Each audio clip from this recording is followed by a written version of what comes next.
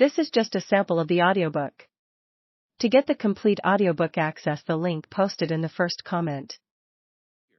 Has never been publicly stated. The truth about President Kennedy is sometimes gallant, sometimes disturbing. The truth about how and why he was murdered is simply atrocious. But all Americans should know the true story. It's all here in this book.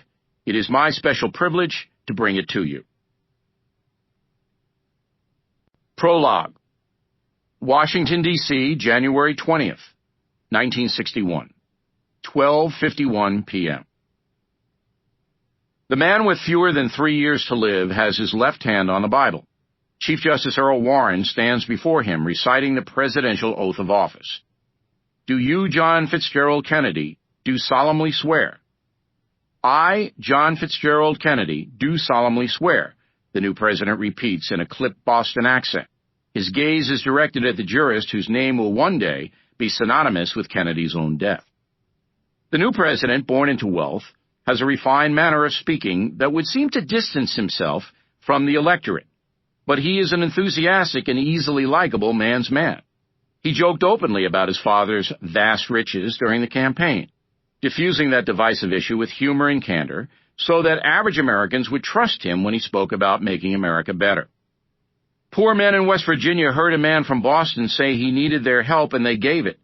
In the alien corn of Nebraska, with a familiar chopping motion of his right hand, he explained that America can be greater, and the farmers knew what he meant, one writer noted of Kennedy's broad appeal. But not everyone loves JFK. He won the popular vote over Richard Nixon by a razor-thin margin, garnering just 49% of that tally. Those farmers might have known what Kennedy meant, but 62% of Nebraskans voted for Nixon. That you will faithfully execute the office of President of the United States. That I will faithfully execute the office of President of the United States.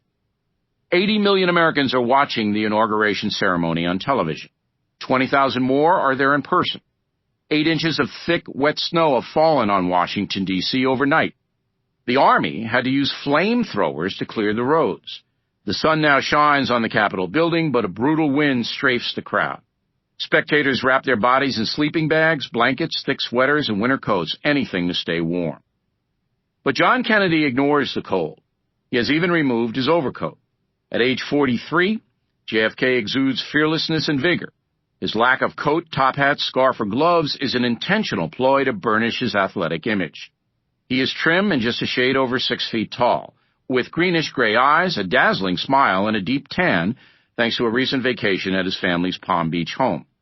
While JFK looks like the picture of health, however, his medical history has been troubling. Kennedy has already been administered the last rites of the Roman Catholic Church on 2 separate occasions.